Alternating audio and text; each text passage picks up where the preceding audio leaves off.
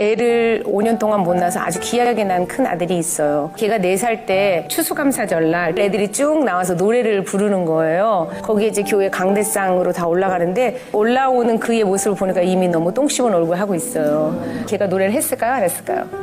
안 했어요. 노래를 안 한 것도 속 열불 나는데 종이 접식을 했는데 시간이 지나니까 얘가 이거를 잡고 얼굴을 이렇게 가려요. 근데 그걸 봤는데 갑자기 열이 확 받으면서 인생은 참 험하고 어려운데 거기 서서 노래하는 것도 네가 못하면 이 세상을 어떻게 살래? 라고 하는 그 걱정과 그럼 내가 저런 애를 어떻게 키울까? 라고 하는 깊은 두려움이 저를 엄습했는데 내려오는 걔의 아이에게 야, 너 그거밖에 못했냐? 이렇게 말하는 건 돼요, 안 돼요? 안 되는 거 제가 알아요? 근데 거기다 대고 제가 절망스럽고 두려운 애한테 우리 애들 너무 잘했어 이렇게는 말하면 매치가 돼요, 안 돼요? 그럼 나보고 어떻게 하라고? 나는 그러니까 얼더라고요. 이렇게 강대상에 그 밑에서 애들이 쭉 내려오잖아요. 남편이 여기 서서 손을 밑으로 이렇게 내리더라고요. 내리니까 애가 손을 이렇게 하고 가는데 저도 모르게 저도 따라야 될 것 같은 그냥 느낌이 들어서 이렇게 손을 냈죠. 그랬더니 저희 아들이 이렇게 하고 갔어요. 근데 그의 손과 제가 만났는데 제 안에 오는 어떤 그런 따뜻한 전율이 있긴 있었어요. 자네에게 물어봤어요. 너는 왜 그랬니? 그랬더니 하는 말이 자기는 그 아들의 마음을 너무 잘 이해한대요.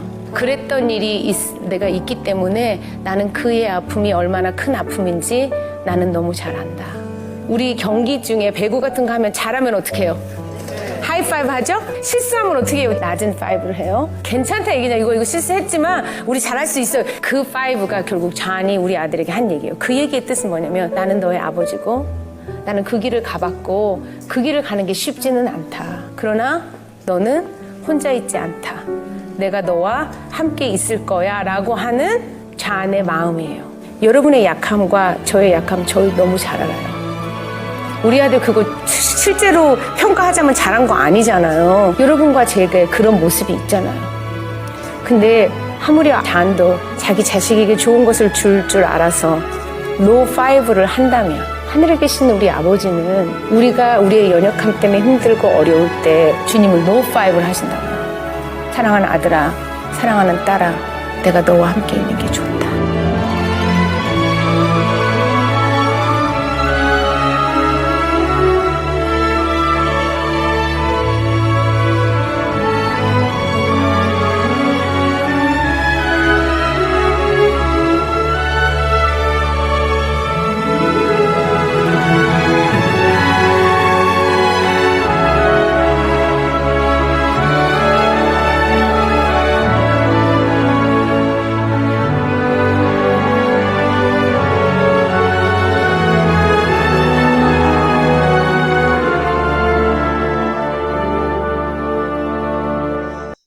사랑하는 여러분, 요즘 들려오는 이야기들이 참 인생이 어렵다, 위기다, 힘들다 이런 얘기들이 참 많습니다. 그러나 오히려 그것은 기회가 될 수 있고 오히려 더 역전될 수 있다라고 하는 이런 믿음을 가지고 이 시대가 정말 필요한 것이 뭘까? 전 지혜라고 생각을 합니다. 그래서 지혜롭게 사는 인생, 어떻게 지혜롭게 이 어둠을 뚫고 오히려 더 잘된 길로 갈 수 있을까? 그래서 그런 제목을 삼았습니다. 자, 여러분 칼럼을 참고하시면 오늘 설교가 어느 정도 어디까지 가는지 내가 잘 알 수 있습니다. 저는 경제에 대한 부분들을 잘 모릅니다. 그러나 경제의 큰 흐름이 어떻게 돌아갈까? 또 우리 성도들의 삶을 위해서라도 경제에 대한 부분들을 조금은 알아야 되지 않을까. 그래서 주의 깊게 책을 읽기도 하고 또 여러 가지 이제 잡지를 읽기도 하고 그렇게 합니다. 지난 3일 전에 고세욱이라는 논설위원회 글 가운데 이런 글이 있었습니다. 두 개의 전쟁, 너무 허약한 한국 경제라고 하는 제목이었습니다. 팔레스타인 무장단체인 하마스와 이스라엘의 전쟁, 아직도 끝나지 않은 우크라이나와 러시아와의 전쟁. 이런 전쟁에서 우리 경제는 설상가상 악재를 만났다 그랬습니다. 고금리, 고환율, 또 고물가의 파도가 일렁이고 있다. 이런 모든 약점들이 응축된 나라가 대한민국이다 그랬습니다. 그러면서 이제 가장 문제가 되는 것 가운데 하나가 가계부채다 그랬습니다. 지난해 중국은 GDP의 63.5%, 미국은 74.4%인데 대한민국은 놀랍게도 108.1%였습니다. 그러니까 글로벌 부채 대국이다. 그렇게 얘기를 했습니다. 자, 여러분, 위기다 그래요. 사실은 위기 아닌 때가 없었습니다. 인생 자체가 위기잖아요. 인생 자체가 전쟁이잖아요. 하루하루의 삶이 험난한 파도를 넘어야 하는 것입니다. 자, 여러분, 에덴 동산 아담의 이후로 위기 아닌 때가 없죠. 언제나 위기입니다. 대한민국은 이 위기의 파도를 오히려 더 잘 떼는 그런 도약의 기회로 삼았습니다. 지금은 마찬가지라 생각을 합니다. 자, 성경은 이렇게 얘기하죠. 너희는 나를 찾으라. 그리하면 살리라. 그랬습니다. 너희가 다른 방법이 아니라 나를 찾으면 너희가 살 수 있다. 너 자신도 가정도 나라와 민족도 살 수 있다. 그랬습니다. 자, 여러분, 위기라고 하는 부분들이 다 위기지만 이 위기가 기회가 되고 축복이 되고 역전의 놀라운 퍼레이드가 되기 위해서 필요한 것이 뭘까? 지혜입니다. 잠언 4장 7절에 보니까 지혜가 제일이니 지혜를 얻으라 그랬어요. 지혜가 제일이다. 자, 여러분, 지혜가 얼마나 위대한 것일까요? 자, 이 첫 번째는 바로 이 지혜의 귀중함, 지혜의 가치입니다. 칼럼을 한번 보세요. 자, 지혜는 얼마나 귀중하고 얼마나 가치가 있을까? 금보다 은보다 진주보다도 더 귀하다 그랬습니다. 잠언 3장 14절 이는 지혜를 얻는 것이 은을 얻는 것보다 낫고 그 이익이 정금보다 나음이더라. 대저 지혜는 진주보다 나음으로 무릇 원하는 것을 이에 비교할 수가 없다 그랬습니다. 자, 금이나 은이나 진주라고 하는 것은 뭘까요? 성경 기록될 이때 당시 최고의 가치를 의미합니다. 최고의 눈으로 보이는 가치보다 정말 중요한 것이 무엇이겠나? 지혜라는 것입니다. 전도서 9장 16절에 보니까 지혜는 최고의 힘보다도 더 위대한 힘을 지혜가 가졌다 그렇습니다. 또 이 지혜라고 하는 것은 그 어떤 무기보다도 대적을 이기는 무기보다도 더 힘 있는 무기가 지혜다 그랬습니다. 그러니까 무슨 미사일, 초음속 이런 것들이 무기가 아니라는 거예요. 진정한 무기는 지혜다 그랬습니다. 그래서 전도서 9장 18절 지혜가 병기보다 나으니라 그랬습니다. 그러나 한 죄인이 많은 선을 팔겠게 하느니라 그랬어요. 그러니까 이 지혜가 최고의 무기보다 더 낫다. 그래서 아무리 좋은 것이라도 이 지혜와는 비교할 수 없다 그랬습니다. 지혜는 진주보다 귀하니 너의 사모하는 모든 것으로 따라하세요. 이에 비교할 수 없도다. 비교할 수 없는 최고의 가치, 최고의 귀중한 것, 그게 뭘까? 지혜라는 것입니다. 오늘 이 시대에 우리나라의 지도자들에게 이런 지혜가 필요하고, 오늘 여러분 예배드리는 여러분 가운데 이런 지혜가 있고, 여러분의 자녀들 가운데 이런 지혜가 있게 되기를 주의 이름으로 축원합니다. 그 다음 두 번째는 지혜 있는 자가 누리는 복입니다. 야고보서 1장 5절을 보니까 너희 중에 누구든 지혜가 부족하거든 모든 사람에게 후히 주시고 꾸짖지 아니하신 하나님께 지혜를 구하라 그랬습니다. 자, 왜 지혜를 구해야 될까? 지혜가 제일이기 때문입니다. 최고의 가치 있는 것이기 때문이죠. 자, 지혜 있는 자는 장수와 부귀가 함께 한다 그랬어요. 자, 오래오래 사는 장수와 부귀가 함께 가는데 거기에 뭐까지 함께 가느냐? 평강까지 같이 간다. 평강. 자, 잠언 3장 16절 그 우편손에는 장수가 있고 그 좌편손에는 부귀가 있나니 삶의 즐거움과 평강도 함께 주겠다 그랬습니다. 그 다음에 지혜 있는 자가 누리는 복이 뭘까? 천하와도 귀한 생명의 복을 받는다 그랬습니다.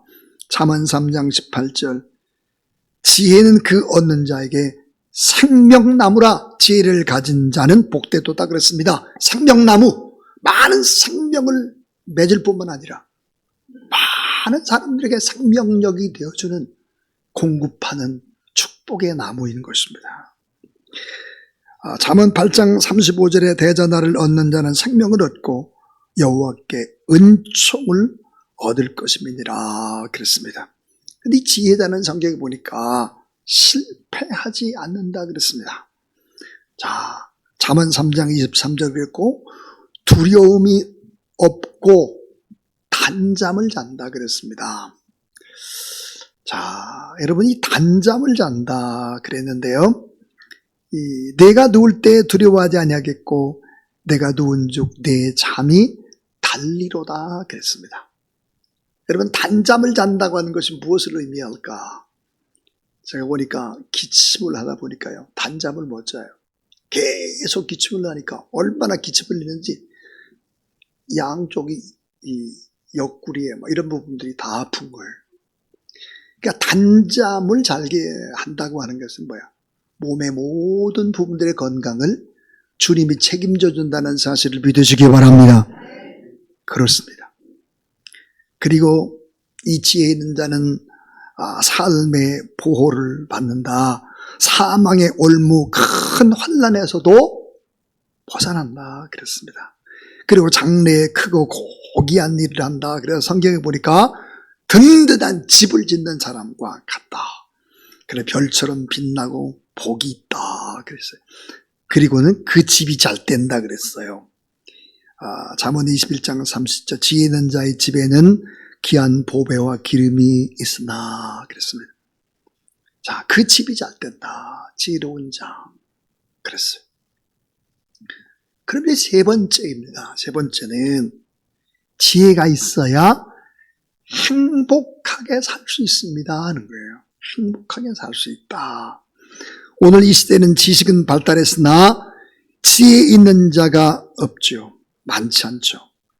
그로 인해서 어리석은 자가 됩니다. 그래서 어리석음을 쫓아 살기 때문에 고통과 두려움과 불안과 불행 속에 살아가죠.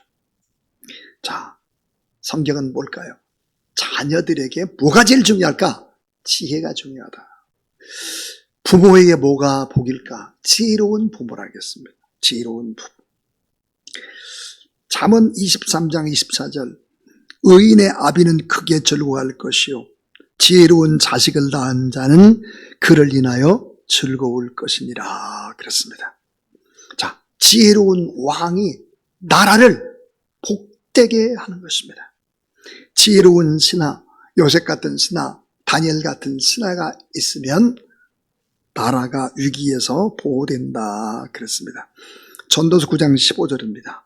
그 성읍 가운데 가난한 지혜자가 있으니 따라하세요. 그 지혜로 성읍을 건지느니라. 자, 자녀에게도 지혜가 제일이고 부모에게도 지혜가 제일이고 이 백성을 통치하는 지도자에게도 바로 지혜가 제일이죠.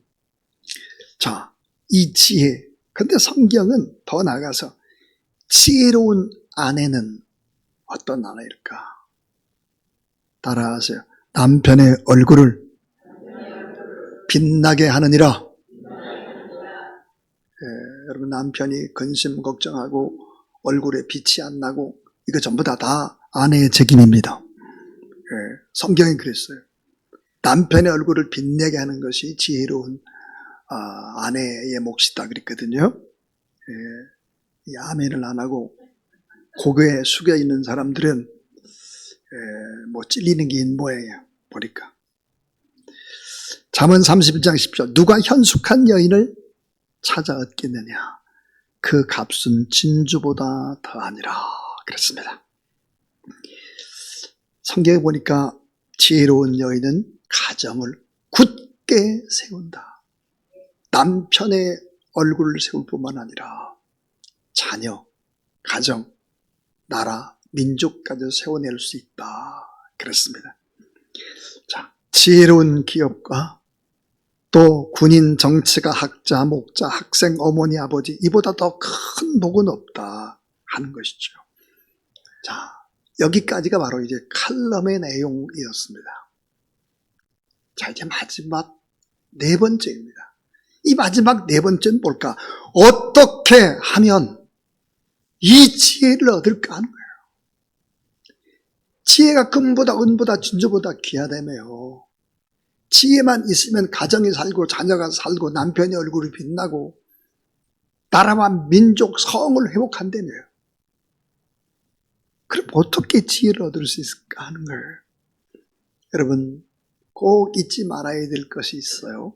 그 첫 번째가 뭘까 그러면 하나님 자신이 지혜입니다. 하나님 자신이.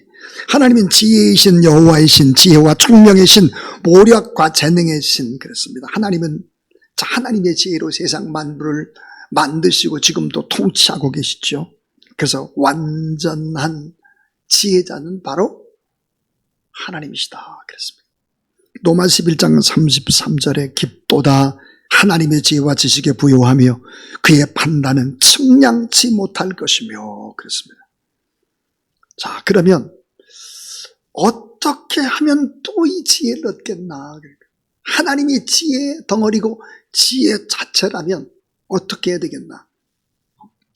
하나님을 경외한 것이 지혜의 근본이고 지식의 근본이다 그랬습니다. 그러니까 하나님을 높이고 하나님을 경배하고 하나님을 찬양하고 하나님 앞에 기도하고 하나님을 가까이 함이 복이라고 하는 것입니다. 여호와 하나님을 경외함이 곧 지혜의 근본이라 그 계명을 지키는 자는 다 좋은 지각이 있나니 여호와를 찬송함이 영원히 있으리로다. 시편 110편 10절의 말씀입니다. 여러분 예수 그리스도는 누구실까요? 성경은 골로새 2장 3절에 예수 그리스도 안에는 지혜와 지식과 모든 보화가 감추어져 있다 그랬습니다. 감춰져 있어요. 그러니까 뭐예요? 찾아야 되는 거예요. 가만히 있으면 내 것이 되지를 않아요. 사랑하는 여러분, 예배 드림으로 지혜를 얻을 수 있습니다. 예배는 뭘까요? 예배는 영적인 핵폭탄과 같은 것입니다. 예배. 얼마나 폭발력이 있는지 예배라고 하는 것이. 자, 열왕기상 4장 29절 30절 하나님이 솔로몬에게 지혜와 총명을 심히 많이 주시고 솔로몬이 하나님 앞에 간절히 기도할 때 많이 줬다는 거예요. 일천 번제 드릴 때 자, 지혜와 총명을 심히 많이 주시고 여기까지만 알아요 사람들이. 그 다음은 몰라요. 그 다음이 뭘까 이거예요. 따라하세요. 또 넓은 마음을 주시되 넓은 마음을 줬다는 거예요. 하나님 앞에 예배자에게 주시는 것이 뭘까? 지혜와 총명을 줄 뿐만 아니라 넓은 마음을 줬다는 거예요. 넓은 마음.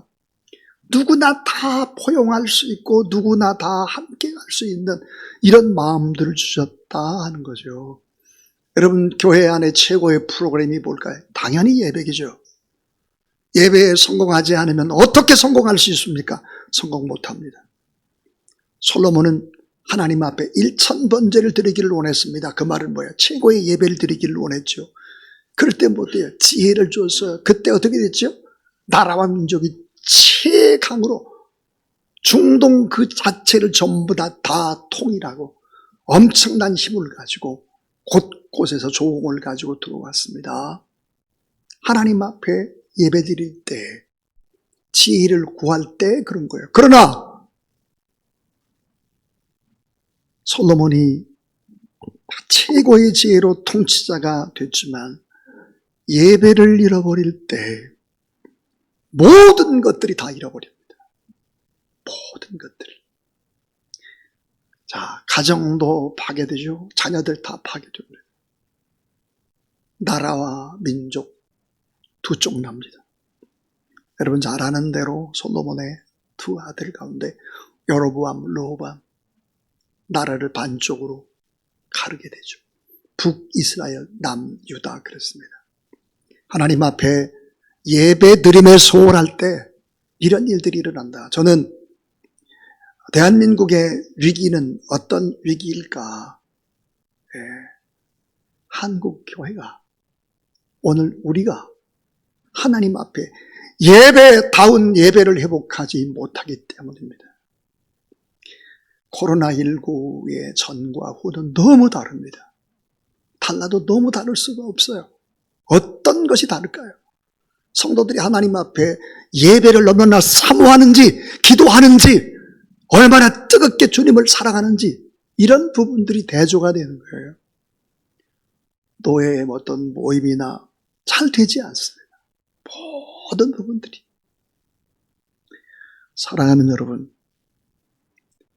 하나님 앞에 우리가 뜨겁게 다시 기도한다고 하며 또 뜨거운 그 열정들을 회복한다고 하면 하나님은 이 나라의 민족을 다시 더 큰 위대한 선진국으로 세우시고 복음의 나라가 되게 하고 제사장 나라가 되게 해서 복음을 증거하는 가장 아름다운 축복의 나라가 될 줄로 믿습니다. 남북의 통일도 기도를 쉬지 않는 사람들을 통해서 이루어지는 것이죠. 기도의 자리에 성령의 역사가 일어나고 넓은 마음, 하나님 앞에 예배에 승리할 때 지혜와 총명을 심히 많이 줄 뿐만 아니라 넓은 마음을 준다 했습니다. 정말 넓은 마음으로 많은 사람들을 포용하고 수용하는 그런 사람들, 그런 교회가 되어야 되겠죠. 기도하면 지혜를 줄 뿐만 아니라 성령 충만함으로 지혜와 능력을 주시고 인격의 변화와 그 개인도 가정도 나라와 민족도 반드시 잘되게 하심을 믿으시기 바랍니다. 이걸 믿어야 그리스도인입니다. 이거 믿지 않으면 100% 믿지 않으면 가짜입니다. 99%가 아니라 100% 믿어야 되겠죠. 이걸 믿어야 진짜죠. 하나님이 지금 진짜를 찾고 있습니다. 로마서 13장 11절에 보니까 또한 너희가 이 시기를 알거니와 자다가 깰 때가 벌써 됐다 그랬습니다. 자다가 깰 때가 벌써 됐다.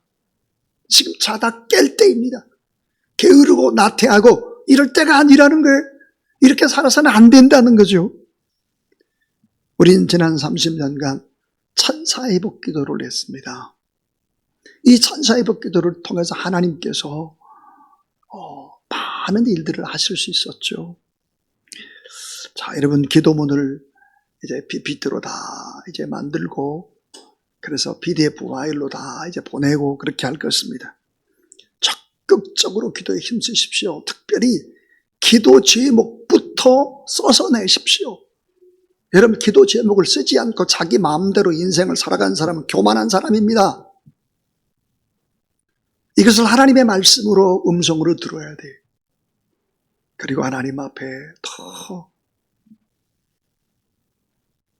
뜨거운 마음으로 처음 신앙으로 처음 예수 그리스도를 만났을 때 그 마음으로 돌아가는 저와 여러분 우리 모두 다 되고 또 함께 기도하는 모든 선교사님들 뿐만 아니라 모든 사람들이 자다가 깨고 또 더 간절히 기도함으로 이 위기가 기회가 되는 기적의 역사 반드시 있게 될 것을 믿습니다.